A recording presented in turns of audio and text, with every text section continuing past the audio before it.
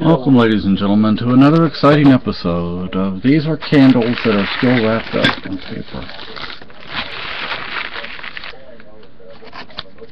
To our friend Monica, it's not your fault. What happened was not your fault.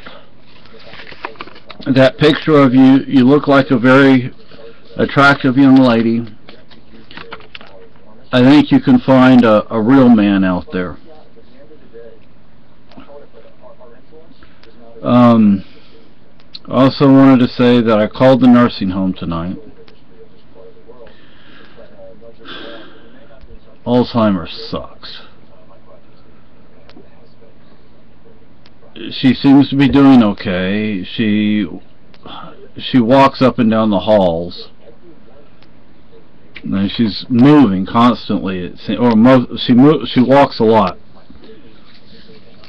There's only one hallway on that unit and that wing or whatever. It's a rather small area. Yeah.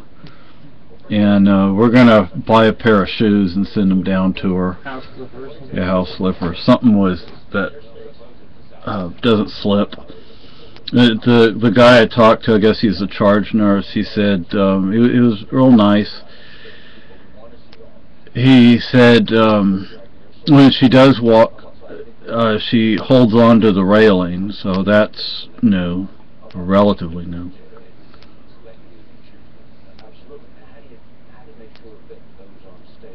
You know, it would be nice if we could afford a gift basket, a New Cary gift basket, New Cary, formerly known as New Hampshire.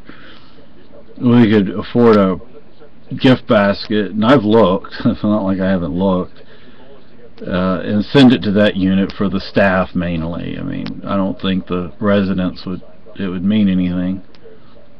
You know, they would look at it, look away, look at it a second time, and it would be the first time they ever saw it. At least some of them. And when she first went to that unit, or to that nursing home, there was a lady who was allowed to leave the wing. I don't think she's allowed to leave the wing anymore. But you know, she wasn't that bad off at first.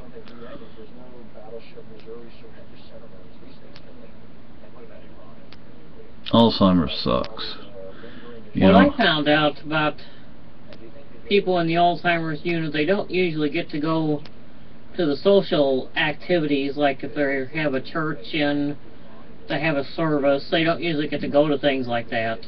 Yeah. Because it's not in that unit. Yeah, they'll wander off. Yeah. When she was first there, you know, the place has changed hands since then, but when she was first there, they had a activities director who did exercises. You know, she would go in onto that unit every morning and, you know, not heavy exercises, stretching sort of thing, you know, which is probably good for them, because, well, my mother walks, so she's getting exercise, I guess. Well, I know sometimes some nursing homes have like a chair exercise group. Oh, okay. That might be what they would do. They can go even if they're in a wheelchair, but they still do exercises. Yeah. So,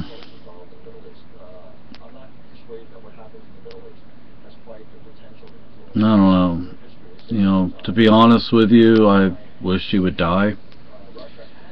That may not sound nice, but at least you know she'd be out of her misery. Yeah, she wouldn't be in misery anymore. You know, because I don't think she's in pain, but more of a confused state of mind. Because when we went down there, and we went to see her, I mean, that was the whole reason we went to San Antonio in the first place. We could have just gone to Dallas or Fort Worth or to Stephenville or wherever to have gotten a truck, and it would have been cheaper if we would have done it that way. Not that much. But instead we went to San Antonio, and I wish my wife could have actually seen some of San Antonio, at least seen more of it. We kind of rushed through everything. Although after getting off that bus, we were ready to run screaming down the middle of the street. Yeah. We did get to go over to the restaurant. We found out what hell is. It's called Greyhound. No. No, not quite, but pretty damn close. Yeah, well, thankfully Greyhound doesn't stop as often as they used to. It seems like it's a subdivision of hell. Yeah. On wheels. Yeah.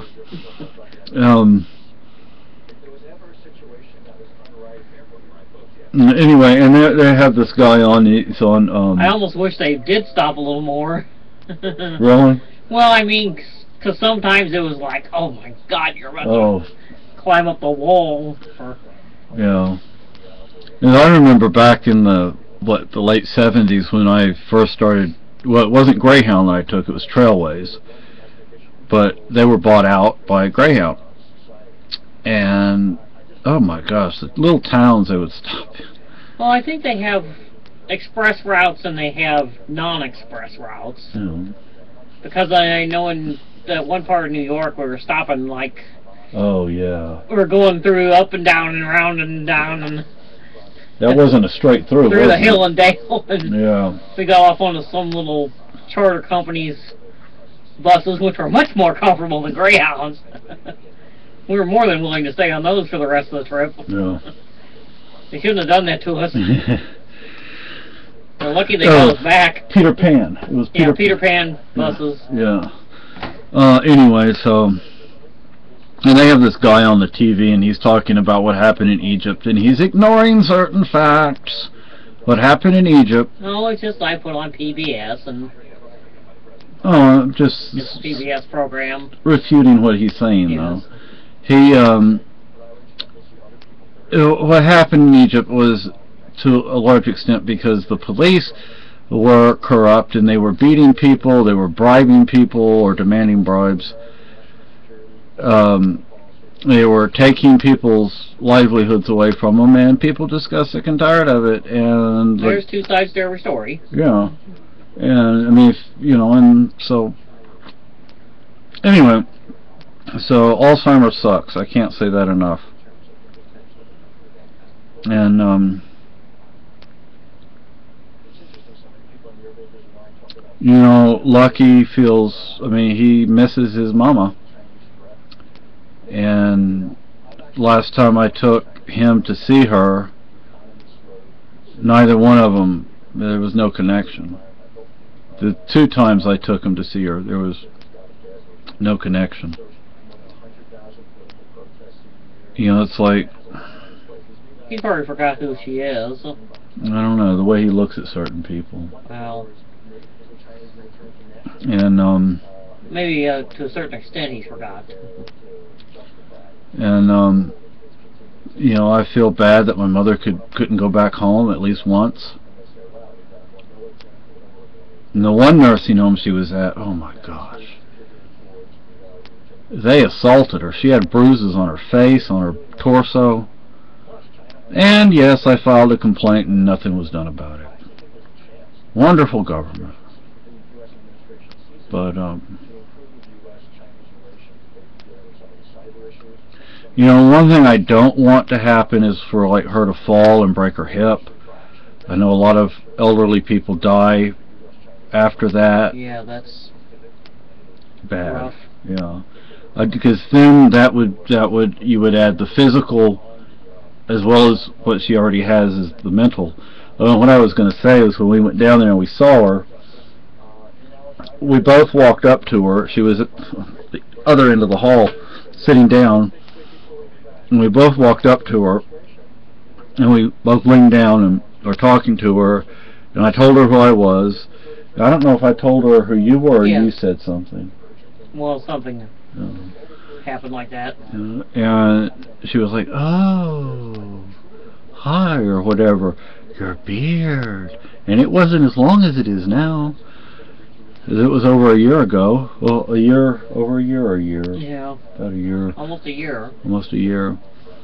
And, God, that's one trip I don't want to repeat. Yeah. I know.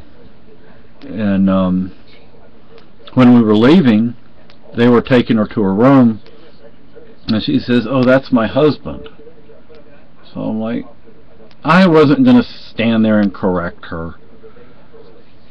When she was in hospital, what happened was I had gotten my apartment.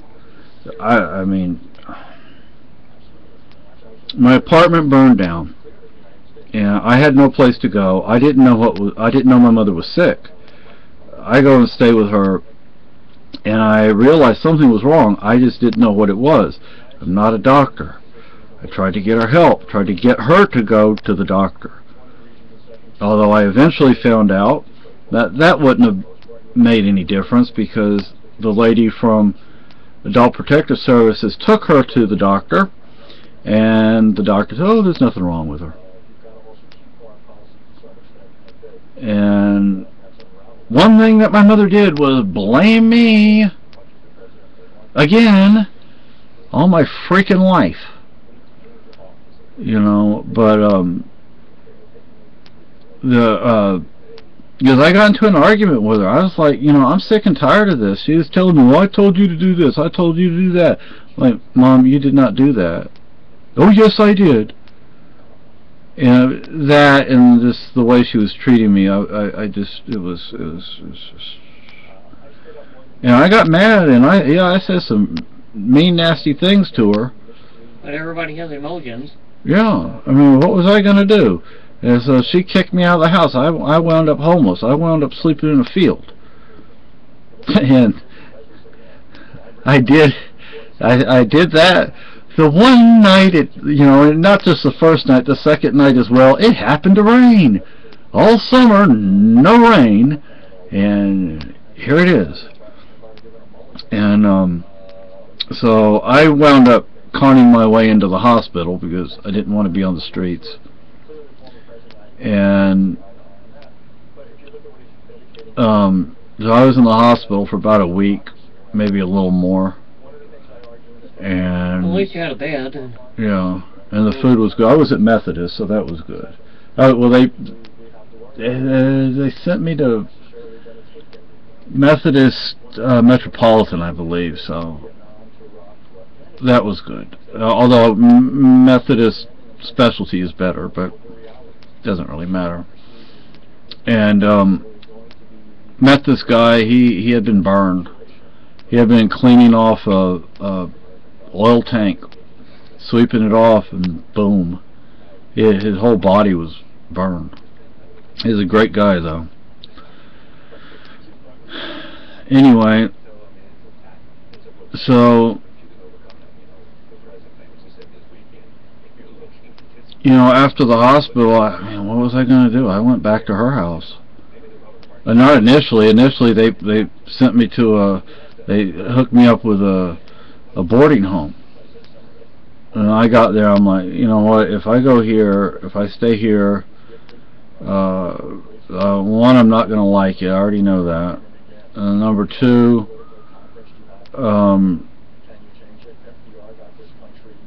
they would take like a portion of, well, actually I would turn over my whole check to them. And supposedly I'd get a certain amount, a very small amount, and I'm like, well, you know, I would never be able to get out of that.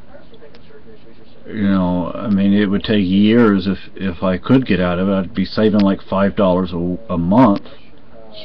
You know, probably not more than that.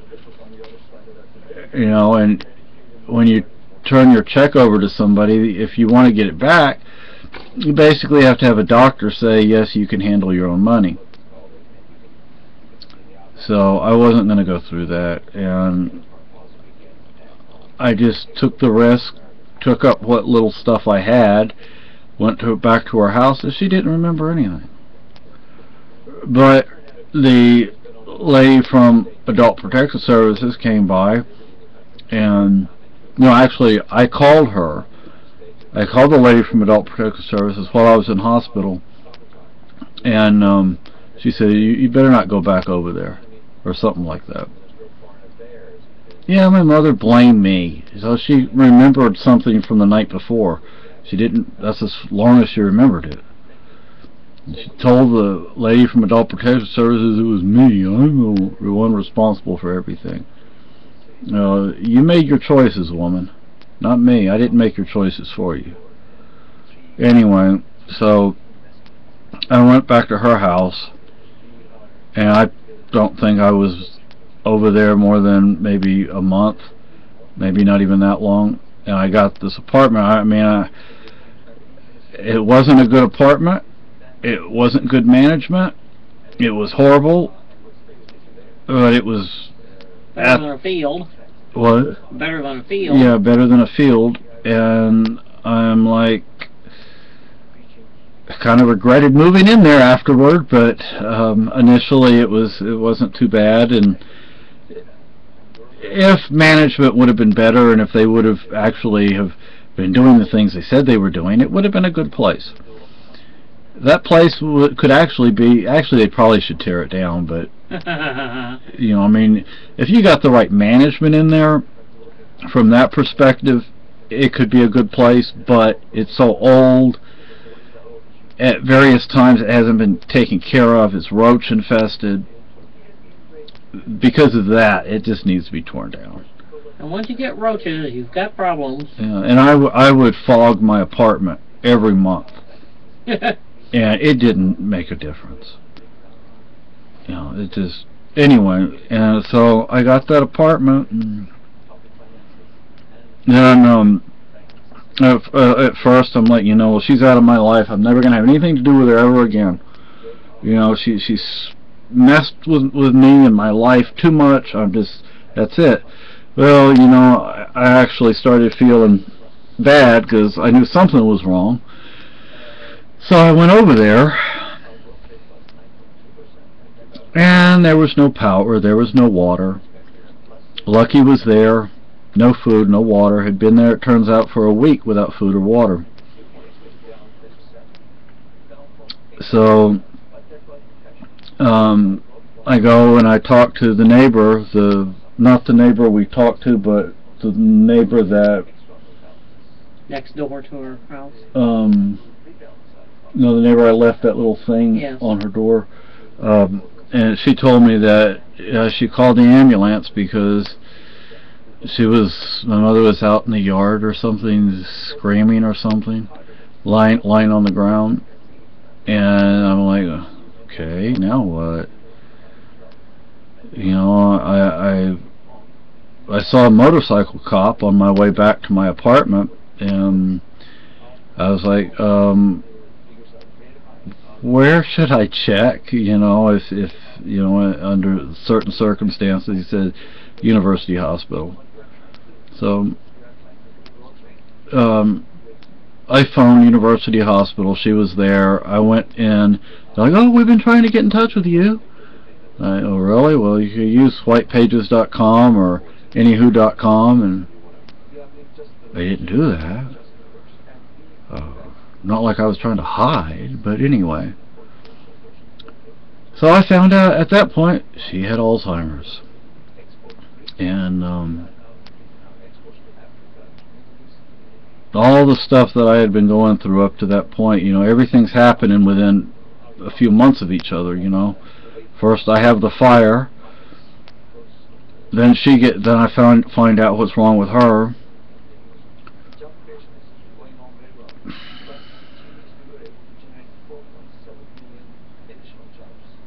My life didn't get better till I met this beautiful woman over here and got the you-know-what out of Texas. I know our daughter says Texas is fine, but I don't ever want to live in Texas ever again. Visit, yes, maybe. Not necessarily yes, but maybe. I'd like to take my wife to San Antonio. You know, I mean, taking her to Houston, Dallas, wherever, that I don't know those towns anymore. Never knew the Dallas-Fort Worth area. I lived in Mineral Wells for a year. I loved Shakespeare in the Park. I don't know if that was Dallas or Fort Worth, but they took us to Shakespeare in the Park. Loved it. Took us to a theater in probably Dallas, and it was funded by, you know, the millionaires of the area. And Mr. Tandy from Tandy Leather and Radio Shack, he was one of the people. His name was right up there. They had all these plaques. You know, all these people give all this, you know, hundreds of thousands of dollars and millions of dollars to build this and to fund this theater. And they had an orchestra pit, a real orchestra pit, and there was an orchestra down there. And we went to see what was that play? There's a country song. Somebody keep the fire burning. Somebody beat the Rain Man or the Rainmaker. We went to see that there. It was on stage there. It was really good too. I love that type of thing, you know, Shakespeare in the Park. Shakespeare in and of itself I don't necessarily care for. Shakespeare in the Park, because it's more relaxed, I like it. I love the symphony. I used to go to the Houston Symphony every Christmas to see the Nutcracker. Saw it once in San Antonio. It was recorded music, and nobody could keep their you know, their timing or whatever. You know, they'd come in half a minute late or something. You notice this stuff when everybody else is on time, but there's one person who's not there. You notice it. So San Antonio is San Antonio, okay? I mean, you know, I am from the third world. I know the third world when I see it, and San Antonio is very close to being that. There's good things in San Antonio, but you know, it's creeping downhill fast. Yeah. And now Dallas Fort Worth, that probably is a lot better. Houston, I don't know. I haven't really spent much time in Houston since I left in '83, I guess. Houston was crime-ridden, I'll tell you that. It was crime-ridden. That's a wonderful thing to say about a city. Yeah. Corrupt and crime-ridden.